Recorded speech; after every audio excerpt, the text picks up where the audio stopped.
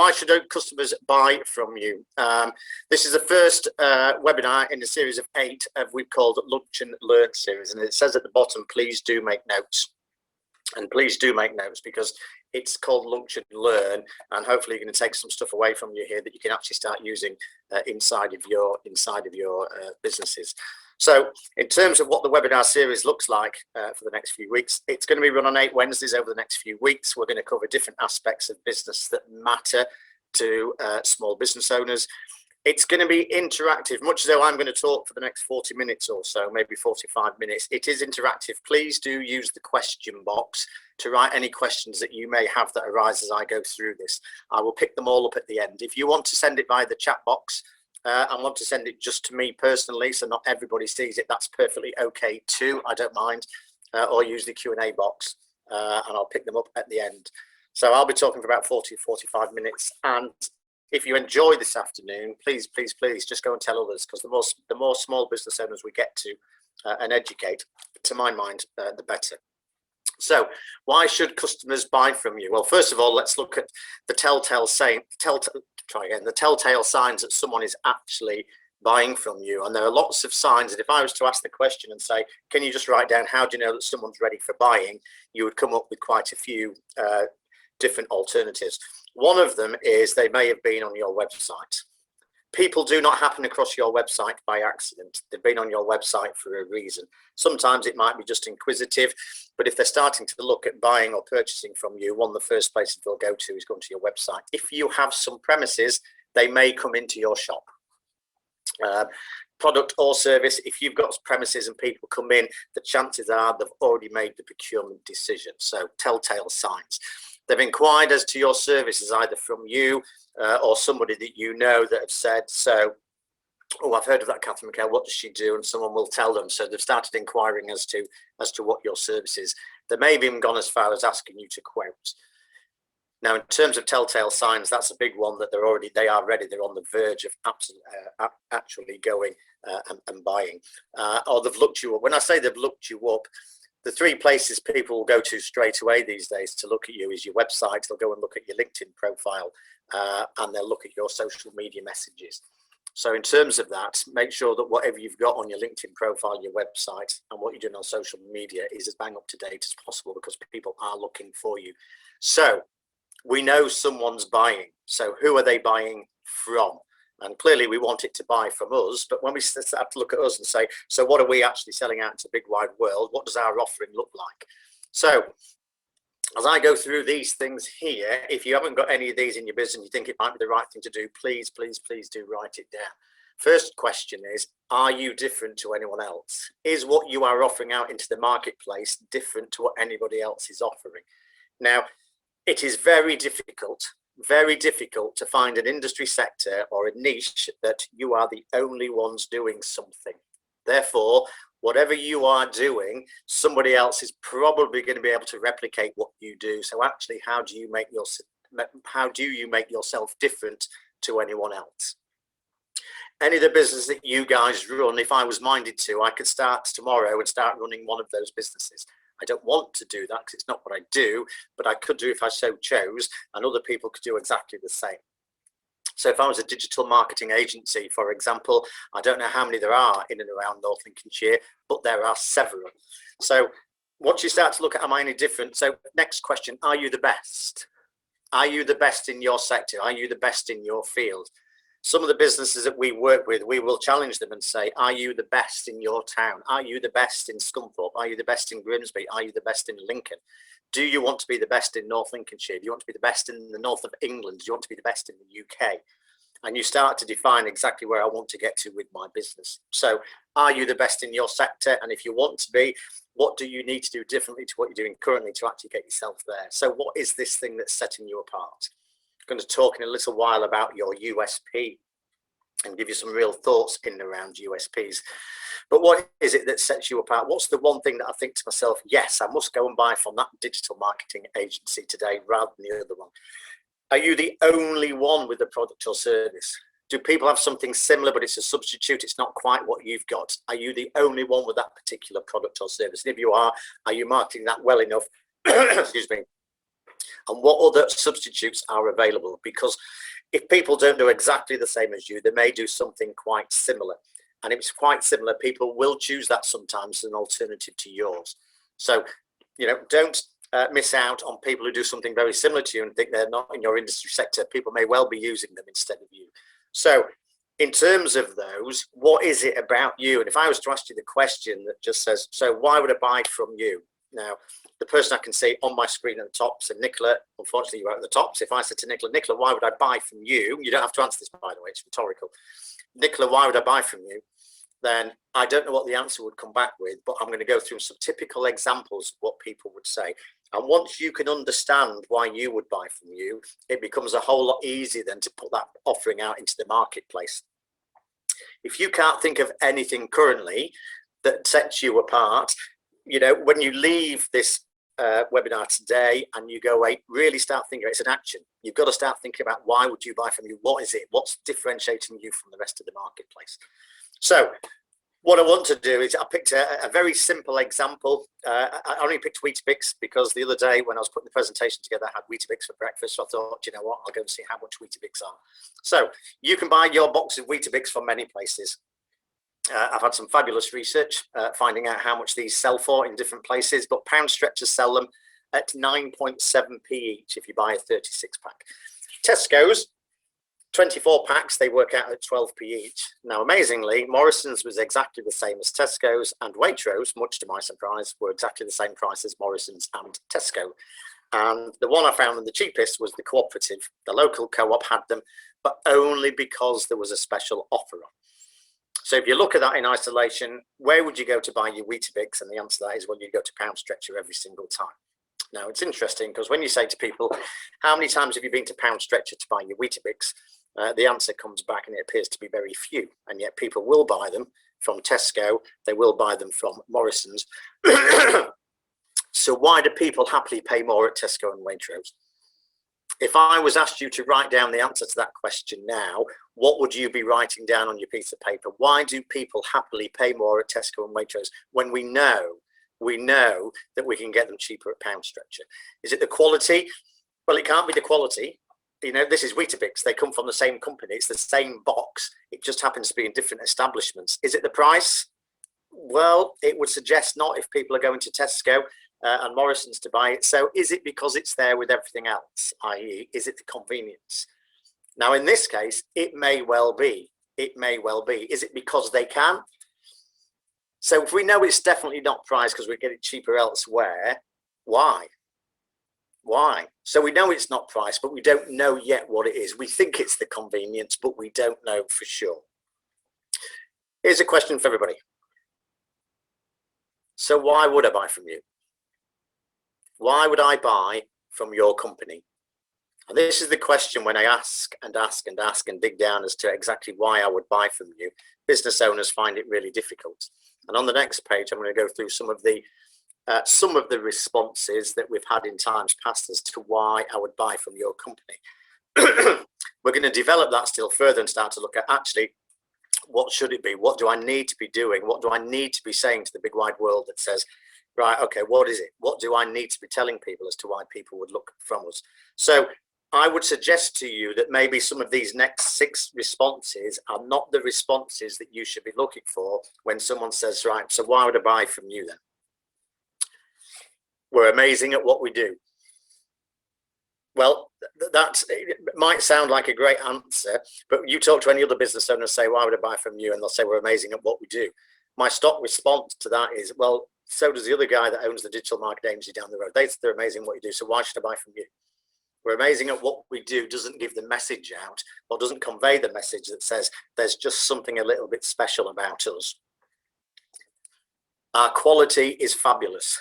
Well, I don't care what I'm buying these days. I'm going to take it that quality is a prerequisite. It's there already. I'm going to accept that the quality is already there. So just saying our quality is fabulous, again, is not something that's going to say to me, right, I really need to be with these guys because their quality is fabulous. The next business owner selling exactly the same thing is telling me. So why would I buy from you? Why would people buy from you? Why wouldn't they? That is a response that we've had to have that question, and you immediately you hear that and you think, wow, why wouldn't they? Why would they? You know, we're asking the question, why would we buy from you? I don't want reasons why they wouldn't buy. I want to know why I want to buy from you. Because we're the best. Now, that's a great response, because you then get to the question that just says, okay, you're the best. What does that mean?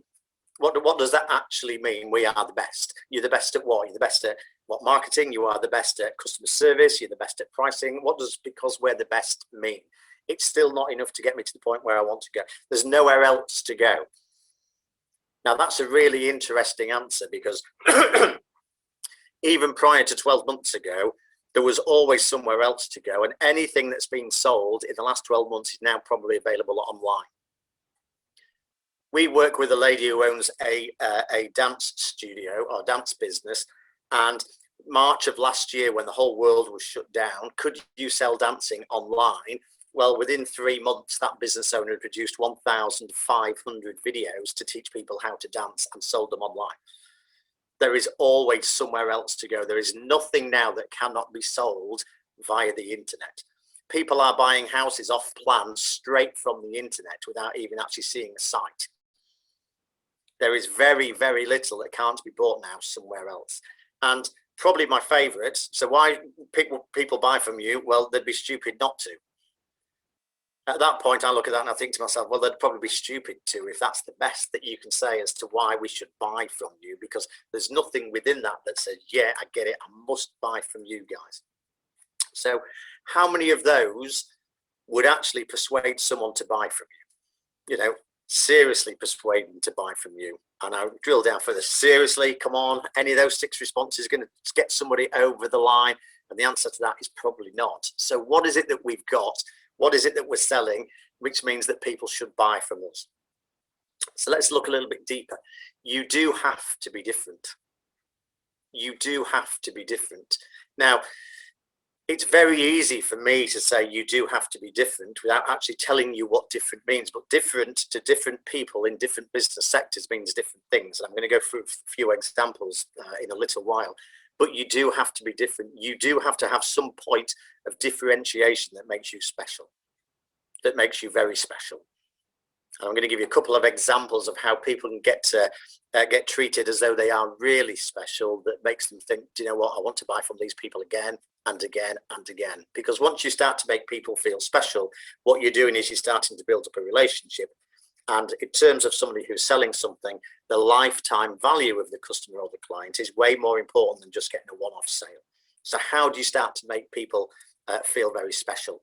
So what are you doing to differentiate yourself in the marketplace? I will go on to tell you about one particular thing you could always do. If there's nothing else you could differentiate yourself with, you can certainly differentiate yourself with one aspect of business, which we're going to be talking about. So what is it, the one thing that you could do that nobody else is?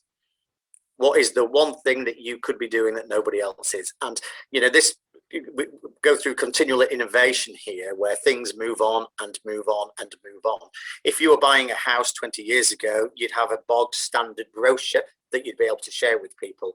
Nowadays, you know, you can go in, you can get a drone drive through or fly through to show everything inside the house. You can get it over the top of the house. You can see the roof. You can see everything. Is that part? Have you got a 360, a 3D 360 animation of the property? You know, 20 years ago, it was just a brochure. Now they're doing different things. So what is it you can do that nobody else is doing? And there will always be something that you could be doing.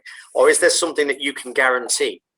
There may be something that you have to do from a legal perspective, which means that you have to do this. And I'm going to describe this in a few moments' time.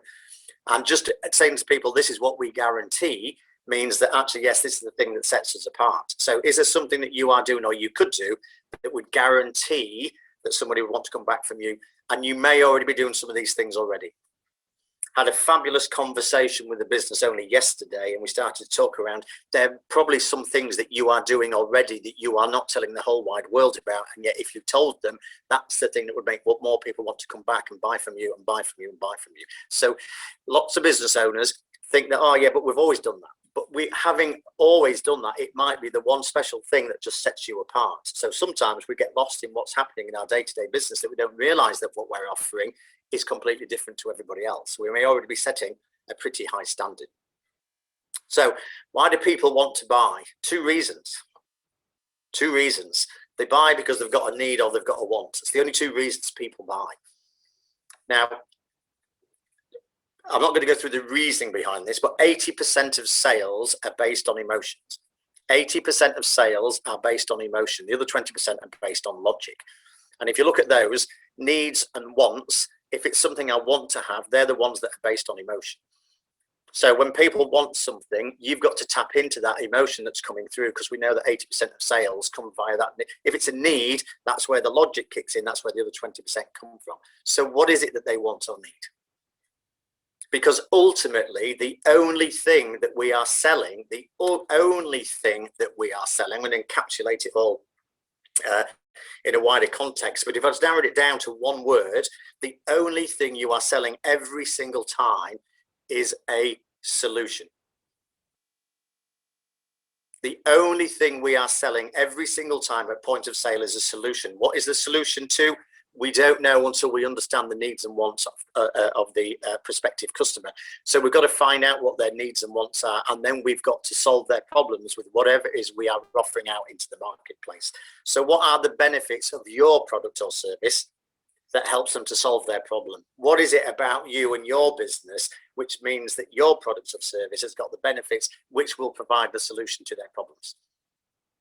And yours might be different to the person next door who's doing the same as you. But once you understand the needs and wants, we will provide the solution, but you've got to understand, or the customer's got to understand, what are the benefits of that solution. So let's look at some examples. So here's Domino's Pizza.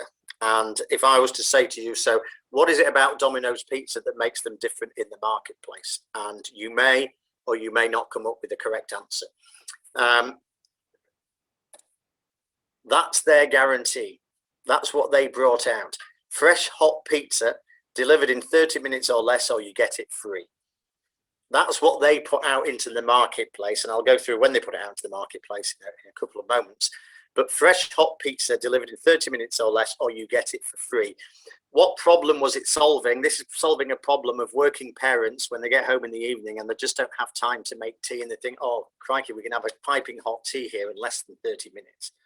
Domino's recognized that there was a gap in the marketplace and thought, we can do something differently here. There was nobody doing this at the time that Domino's did it.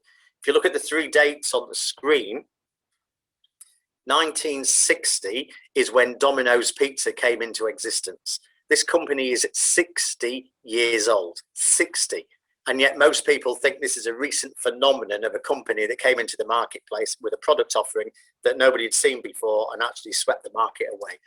Well, 1995 or 1994/1995 was when the internet started to explode almost, with people starting to buy. So that's when internet sales, internet shopping started in earnest.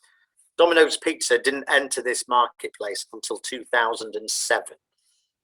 2007. So only 14 years ago did they go into this marketplace and say, we think there's something we can do to help our customers provide something that's not currently there. This will be our point of difference. We will differentiate ourselves in the marketplace by saying, you will have it within 30 minutes. It will be hot. Otherwise, we'll give you it for free.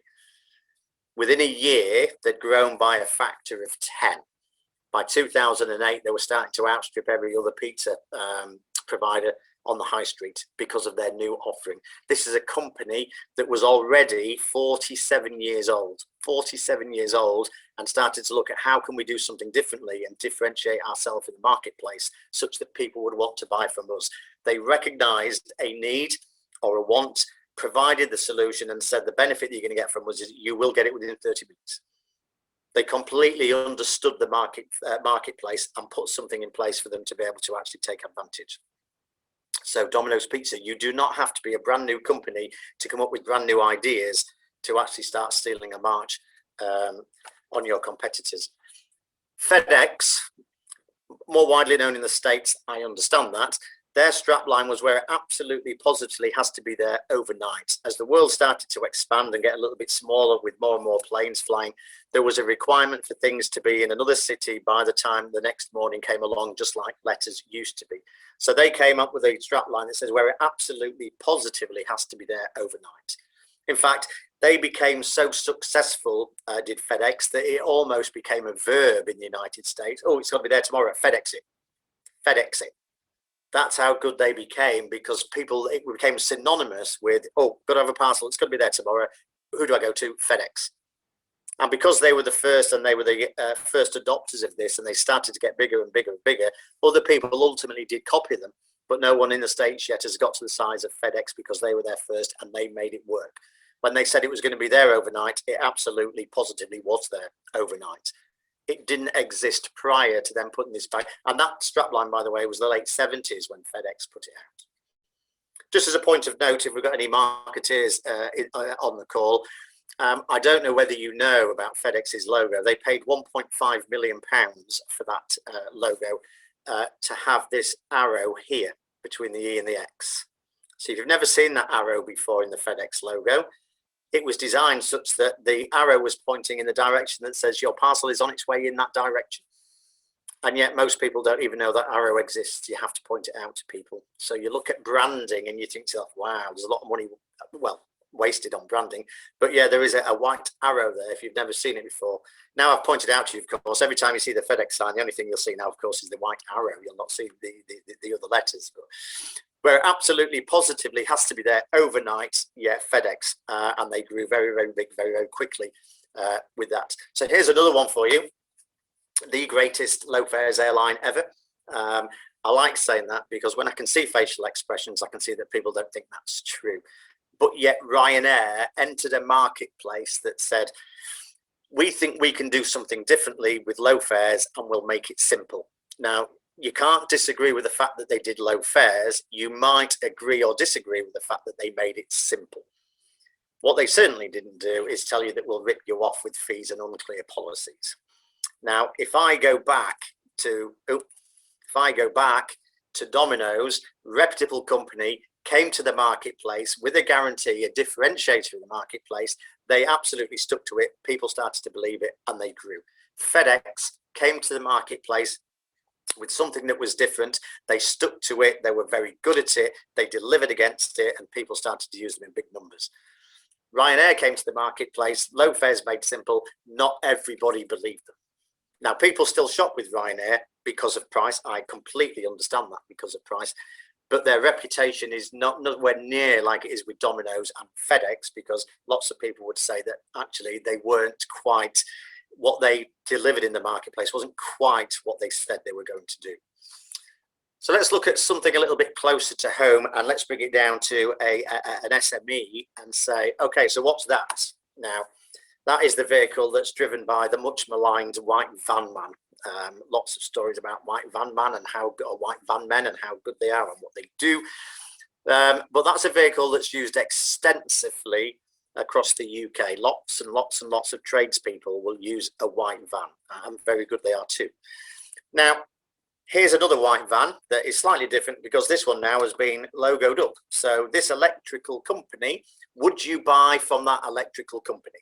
And the answer to that is, I don't know whether you would or you wouldn't. You would make your own choice. You'd look at that and think, right, okay, so they look as though they're in 3 or 4 towns. They're quite proud to put their name on the side of the van. The guy looks well presented. Actually, I might be minded to buy from those people. I'm not sure I would yet, but you know, lots of people look at that and think, yeah, and he's even got a top that's in keeping with the company name. So everything looks pretty good. If I look at this one here, which is another electrical contractor, what's the difference between that silver van and the white van? And the difference between the two of those is that little thing there, which is the badge. So that badge is actually the National Inspection Council, Electrical Installation Council, that says that you cannot undertake any electrical work unless you are proved competent and approved by the NIC EIC. Now, I don't know. I'll be completely bluntly honest. I do not know whether the guy from Bailey and Birch has NIC EIC accreditation on the side of his van. I couldn't find it. Orb Electrics have got it. So if I've got these two guys coming to my house to quote for something electrical work that I might want doing, which one am I more minded to buy from? And actually, it's the guy with the accreditation on the side of his van. In fact, he's that pleased with it, he's put it twice. And yet, this is something that is a legal requirement in the UK, that you have to have that accreditation to be able to undertake electrical contracting works. One's proudly got it on the side of his van, the other guy, we couldn't find it. So this is something that is, it is by the letter of the law in the UK, you have to have. And I've got two guys coming to quote for me, and one of them is immediately putting himself in front of the other person because he's got his accreditation all over his van. So when we go back and say what differentiates you in the marketplace, you might be doing something already that differentiates you. It might be something you don't even realize. And it's only when we start delving into what we do, and what we portray out into the outside world that we start to realize that, oh gosh, I didn't realize. So, for example, I don't know, Nicola, I know what you do for a living, and I don't know whether there is a professional body that you have to be a part of, and do you have to actually display this in certain places, and do people do that and other people not do it? And if we're doing it, that immediately is a differentiator that says we are proud to be a member of this professional body. You know, you can buy in confidence from us. We follow all the legal and the professional protocols that we are supposed to do. Joe, from an accountancy perspective, you know, what qualifications do you have to have? And for doing certain things in accountancy, there will be different accreditations. And actually, are we differentiating ourselves with what we can do? And now I know there are some people out there with accountancy practices that have no accountancy qualifications whatsoever. I know that because I've come across them. Should they be practicing?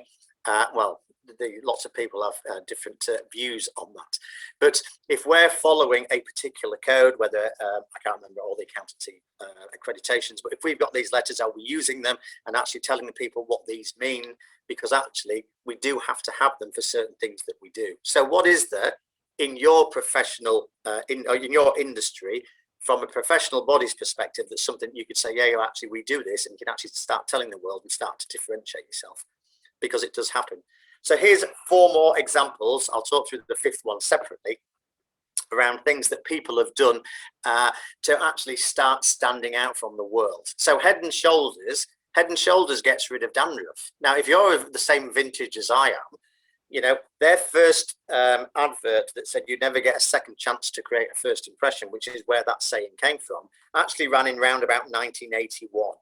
They ran it for 3 years. They haven't run it since then, yet it still sticks. You never get a second chance to create a first impression. And anybody who remembers it, it's the guy stood at the bar with flecks of dandruff on his lovely navy blue suit, and 6 weeks later it had all gone. So we know Head and Shoulders gets rid of dandruff because of the message they put out into the marketplace. But then they backed it up, proved that it actually did it. Olay, or again, my vintage, Oil of Ulay, they changed it to Olay, I don't know when they changed it, recently I think, for younger looking skin. They know who they're targeting. They know what the problem is. They know what women want. They know what women want for younger looking skin. So actually they've pitched themselves in exactly that place that says, right, this is what we will do. Use this product and you will have younger looking skin. In terms of probably the best, this one hasn't changed forever, Ronseal. What does Ronseal do? Oh, well, Ronseal will do exactly what it says on the tin. And it still does exactly what it says on the tin. Now, if someone says, what does it say on the tin? No one can ever answer that question. But Ronseal does exactly what it says on the tin, whatever it is that it says it does on the tin. So then you look at M&M's and chocolate that melts in your mouth and not in your hand. Oh, that's amazing. Oh, I'm so fed up with getting chocolate on my fingers melting everywhere, but not M&M's. They melt in your mouth and not in your hand. And amazingly, M&M's, they do melt in your mouth and not in your hand. So you look at these things that are happening and what you're telling the big wide world, and you say, these are the differentiators, that this is a really big reason as to why you would buy from us. Who else does creams for younger looking skin? I'm sure there are lots of people. Olay got there first and told everybody this was exactly what it was about. In fact, if I give another example here, Foster's Lager, when it first came across from Australia and they started pushing it in the UK, beautiful, beautiful cold can of blue Foster's with all the beads of water running down it. It looked really chilled and cold, and they actually advertised that as triple filtered. Wow, triple filtered lager. That sounds amazing. So Foster's people went out and bought it by the dozens and the dozens and the dozens. And then all the other brewing companies said to Foster's, but you have to triple filter. We all triple filter. Yes, they did. But Foster's actually advertised the fact it was triple filtered because nobody knew. And it's something they did anyway. And all of a sudden it pushed them right to the very front of the marketplace. It was something they had to do anyway. So what is there within your business, within your industry sector, that you could be telling people that would actually start to differentiate you in the marketplace? Now, you could say, but it doesn't differentiate them in the marketplace, John. Yes, it did. It differentiated them in their marketing, pushed them to number one, and people got it. It looked so cold with those beads of water running down because it was triple filtered. It's only afterwards that we found out that everybody's lager was triple filtered. It doesn't matter. Foster's had actually stolen in March. The last one that's on there is Our Kitchen. Why is Our Kitchen on there? Well, because when we were buying Our Kitchen, we had it installed a few years ago, and we were looking for what we could put in place. Came across one particular, we narrowed it down to two. And one guy said, well, he said, we'll never be late. He says, and we will tidy up every day when we're finished. And I was thinking, all right, you'll never be late. This is a tradesman telling me he'll never be late. That's a first. I thought, right, okay. Anyway, we went with this guy, not just because of that, other things as well. And at the time, I was doing the school run in the morning. So I asked these guys not to turn up before 8:45. The first morning, the doorbell went at 8:45. I thought, that's lucky. The next morning, the doorbell went at 8:45. I thought, all right, maybe that's not quite so lucky. On day 3, I came back from the school run. They were already parked up in the cul-de-sac. I got back from school about 8:30, 8:31, and I thought, they're going to be early. Anyway, they rang the doorbell at 8:45 because they said they wouldn't be there before 8:45. They said, yeah, we'll be there. If you want us at 8:45, we'll be there at 8:45. They rang the doorbell. 10 days they were at our house. They rang the doorbell every day at 8:45. I have to say, mightily impressed doesn't come close. And at the end of every single day, they damped down and they dusted and cleaned as best they could do.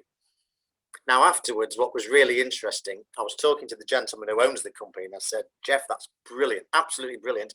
Why don't you tell everybody in your marketing that you are never, ever late? I said, I know you told us when we were talking to you, but why don't you use it as part of your marketing? And he said, well, we're never late, John. I said, so why don't you tell people? Because you could differentiate yourself and say, for example, if you're going to be late, give them £50 back. For every 5 minutes, you're going to be, whoa, hang on a second, I can't give £50 away. I said, how often are you late? He said, we're never late. I said, you're never going to give £50 away. He said, but what if they are late? I said, you're never late. You told me you're never late. And having the conversation with him and saying, Jeff, you could use this to differentiate, but I couldn't get through to him. But they were brilliant.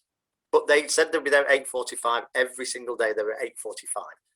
If anybody's been to Las Vegas, the Wind Towers at the very bottom of the strip. So the picture on the right of the Wind Towers. Inside the Wind Towers is a restaurant called Le Cave. So I've actually been and I've dined at Le Cave restaurant. It's owned by Brad, who actually owns the whole of Action Coach worldwide. Le Cave restaurant. If you are dining at Le Cave restaurant and you ring up to book a meal, one of the questions that they will ask you, because they care, one of the questions they will ask you is, do you mind if we ask if you've dined with us before? If you say no and it's your first time of dining, it kicks off a system internally that makes you feel special. What happens? So it gets highlighted as first-time diners. When the table is set for these people coming in, that table is set with red serviettes, not the standard white that you see on every other table. The red serviettes then tell every single member of staff that these people are dining for the first time. While the people are dining, at least 2 members of staff will walk by, stop at the table and say, we understand it's your first time dining at Le Cave. Thank you for coming. 2 different members of staff will do that. At the end of the meal, the restaurant manager is empowered to ask them how everything was and then say, because it's your first time, we'd like to thank you. The main meal is on me. Pay for the starter, pay for the desserts, pay for drinks, but the main meal, I'll take care of the main meal. How do people feel when that happens? Well, they feel amazing. So when they go and they come back and they book for the second time, the serviettes the second time are amber. Again, it tells the staff that they're back for the second time. 1 member of staff will stop by and thank them for coming back. And at the end of the meal, they get the dessert for free. The third time they come, their serviettes are green. They get the starter for free this time. And after 3 times of dining, those people return.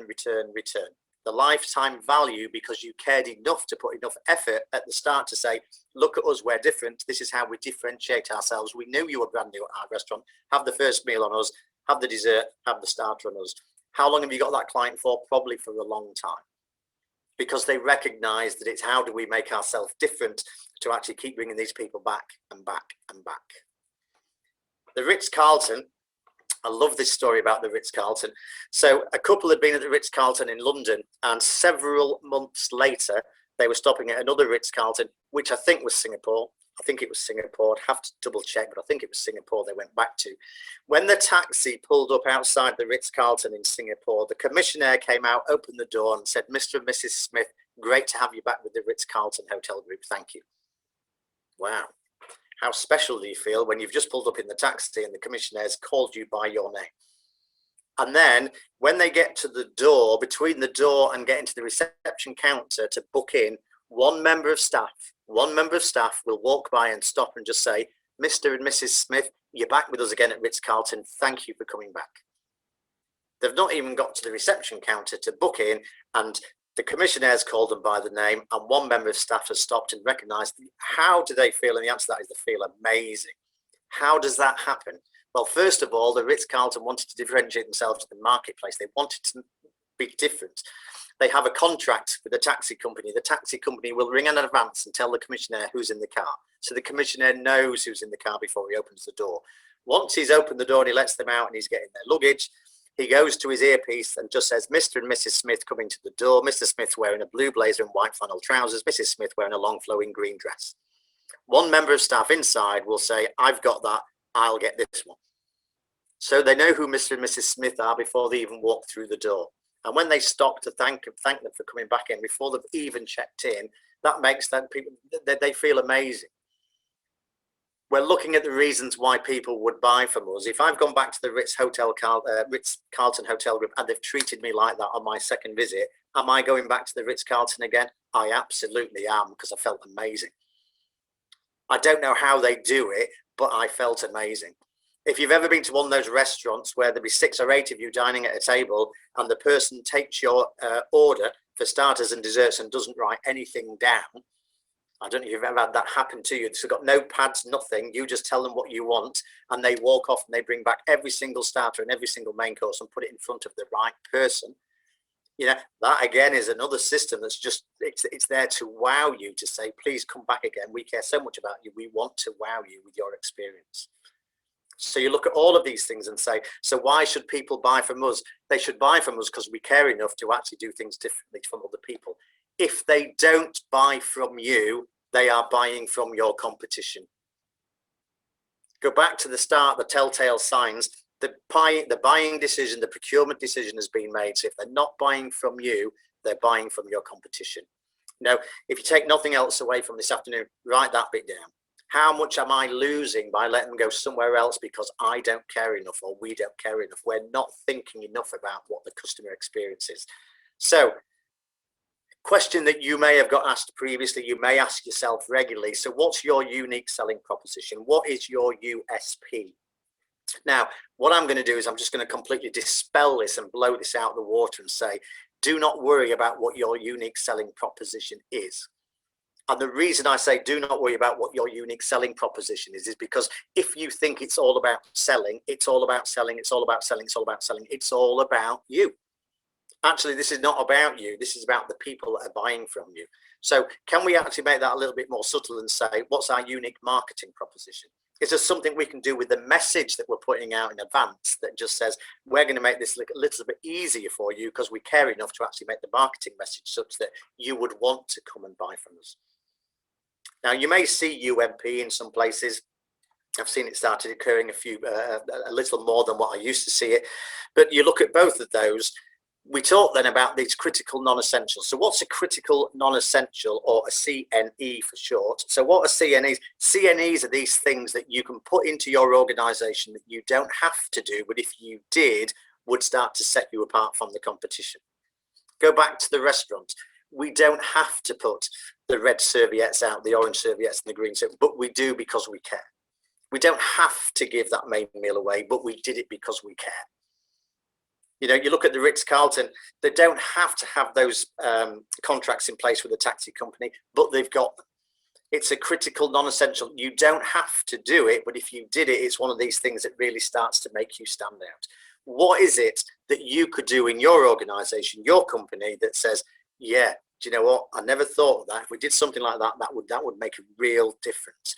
Let me tell you of a business that we do some work with. They happen to be a place where people go and get married. It's a wedding venue. And what they introduced a while ago was an A board outside their main door. The A board is at the top of the steps before you get to the main door. It's at the top of the steps just before you go in through the main door. And when somebody is coming to have a look round, the person that runs that business on the A board have put, welcome to the new Mr. and Mrs. and whatever the married name's going to be. When most people come and they see that, they look at them and go, oh my God, that's the first time we've actually ever seen our name written out like that. And they just say, that's that, and it just makes them feel special. Now, for that to happen, of course, they've got to have a system in place that says, because mostly when these things are booked, mostly they're booked by the bride-to-be. So part of their system now is that when they're taking all the details, they also ask the groom's name and their full name, so they know what the married name potentially is going to be. So they can actually write, welcome to the future Mr. and Mrs., whatever it is.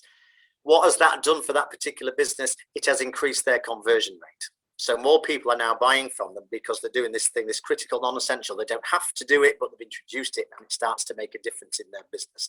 So what critical non-essentials could you use in your business that would make people think, yeah, I'm actually going to go there?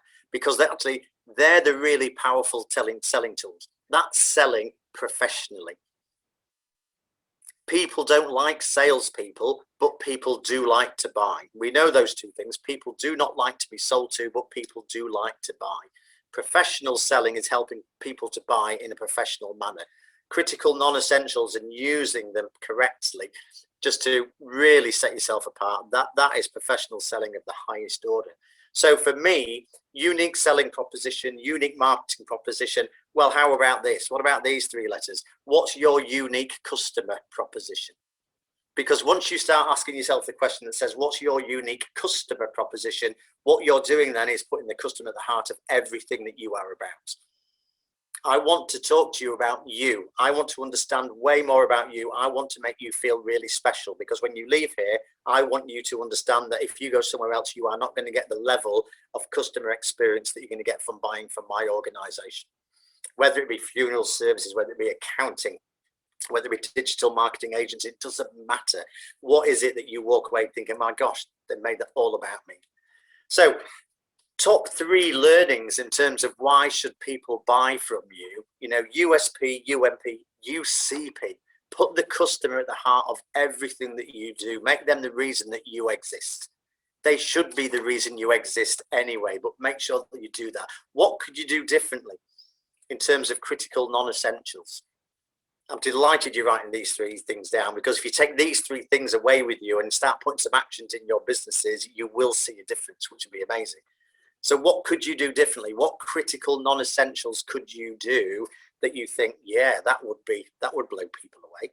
Now, a business that we do some work with in Louth, they redeveloped their marketplace, and the 2 guys that owned it used to have the 2 parking spaces right next to the door, just in case it rained, was their answer for why they parked there.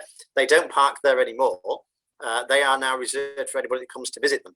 And anybody that's coming to visit them, because of the business they've got, they can print out on a piece of vinyl and hang it on the wall of the person who's going to come and park that day. So when you arrive at that company, your name is on the wall in front of the parking space right next to the door. So if it's raining, your guests, your customers, your clients don't get wet because they're right next to the door. They didn't have to do that. It's a critical non-essential, but they recognized that actually the customer was way more important than they were.